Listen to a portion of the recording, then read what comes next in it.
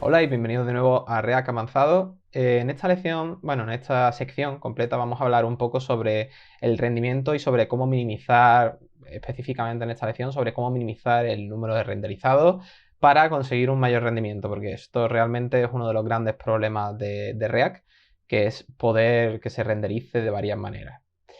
Entonces, primero vamos a ver cómo funciona el renderizado en React, porque para saber cómo optimizarlo, lo importante es saber cuál es la lógica interna que sigue. Vamos a ver cómo podemos usar Should Component Update, un ciclo de vida que no se suele usar normalmente, pero que nosotros usaremos para poder hacer un fine tuning de nuestro renderizado. Y finalmente veremos la virtualización de listas, que también es una cuestión candente.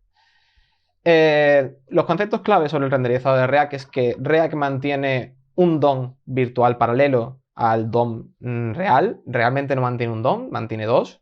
Siempre mantiene el actual y el nuevo. Hay que tenerlo en cuenta.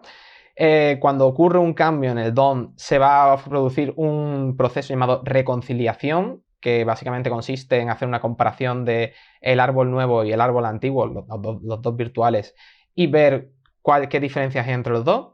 Y para decidir si es necesario renderizarlo, si hay que volver a coger este componente y ponerlo, hacer una nueva renderización completa sobre el DOM real, está el ciclo de vida Should Component Update. Should Component Update solamente va a devolver un booleano, true o false. True en el caso de que sea necesario hacer un update, false en el caso negativo. La implementación por defecto, y esto es una cosa muy importante, cuando utilizamos cualquier componente normal y corriente, cualquier componente básico de React, la implementación por defecto de Should Component Update es siempre devolver true.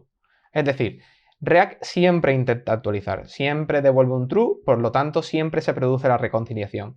Como siempre devuelve true, se intenta hacer una comparación de los árboles. Esto hace que sea más lento, por lo tanto es importante optimizar este proceso porque si utilizamos componentes normales y corrientes vamos a tener siempre el problema de que va a intentar actualizarse aunque no sea necesario y va a ser un proceso más pesado y nuestra aplicación va a ir más lento.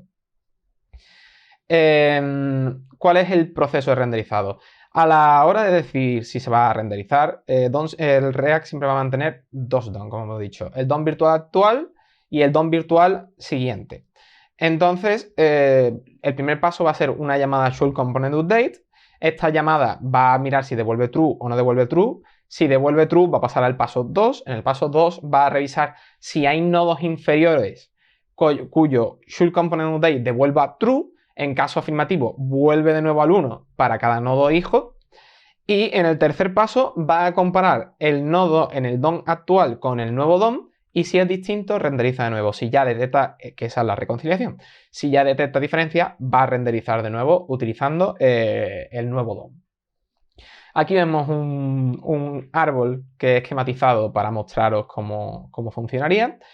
En el primer caso, el Should Component Update devuelve true, por lo tanto, está marcado, el primer componente está marcado para actualizar. El segundo componente, el componente 2, el Should Component Update devuelve false. Como devuelve false, ya no hay que comprobar a ninguno de los otros hijos porque ha devuelto false. En el componente 3, hace como hemos pasado del 1 al 3, porque Should Component Update a Update, el componente 3 resulta que también devuelve true en el Should Component Update. Eso significa que tiene que hacer una comprobación hacia abajo. El componente 6 devuelve un Should Component Update positivo, por lo tanto hay que hacer una comprobación extra. Y luego tenemos la igualdad entre nodos virtuales. ¿Qué pasa? Como el 3 no es igual el nuevo que el antiguo, renderiza de nuevo. Como el 6 no es igual el antiguo que el nuevo, renderiza de nuevo. Pero el 7, como hay igualdad entre ambos, no renderiza de nuevo. Esto es importante porque el hecho de que Should Component Update devuelva true no asegura que renderice de nuevo. React siempre va a hacer la reconciliación primero. Entonces, que devuelva true, por eso evidentemente los componentes de React por defecto, aunque devuelvan true, no producen un lag infinito, simplemente porque React decide no renderizar de nuevo. Pero evidentemente es un proceso innecesario, porque si no es necesario renderizar, no tendría React que hacer la reconciliación, que es un proceso muy pesado porque tiene que comparar los dos árboles. Should Component Update evidentemente tiene una implementación por defecto, como he dicho, pero lo podemos implementar nosotros. Nos metemos en cualquier componente y en ese componente ponemos un Should Component Update que va a recibir las nuevas propiedades y un nuevo estado. Y dentro podemos hacer cualquier lógica, podemos mirar cualquier propiedad, cualquier estado, podemos decir, pues esto solamente va a actualizar si la propiedad A vale 7. Pues entonces, si la propiedad A vale 7, devolvemos true, si no, devolvemos false. Simplemente es devolver un booleano dependiendo de si tiene que actualizar o no tiene que actualizar, dependiendo del cambio de las propiedades o del estado.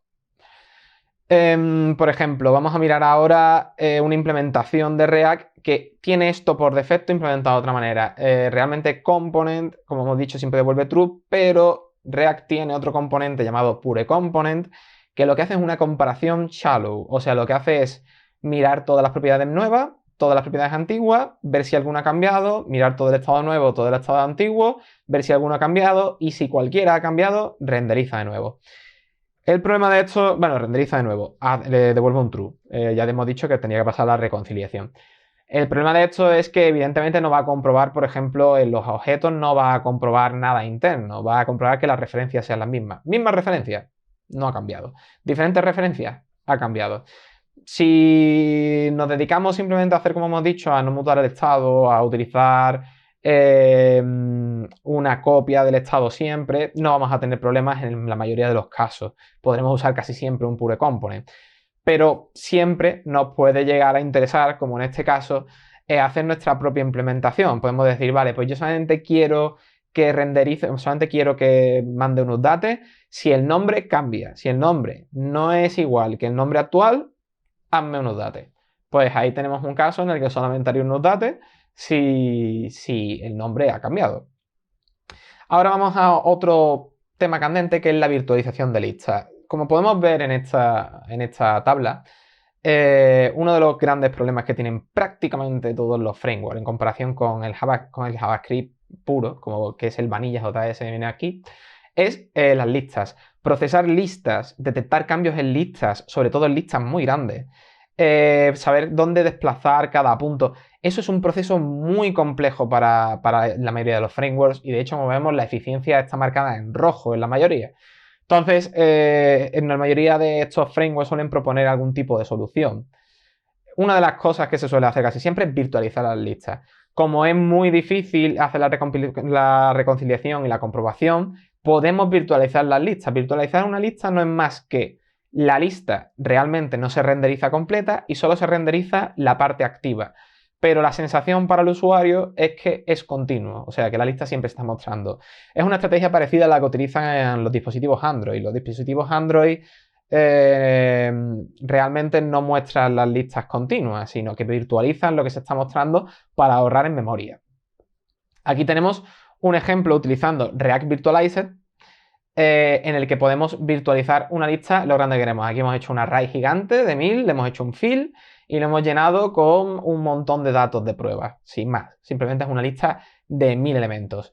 Y ahora lo único que hacemos es traer una lista de React Virtualized e introducir un render prop, si os acordáis del antiguo curso, un render prop que lo que hace sea renderizar cualquier elemento de la lista.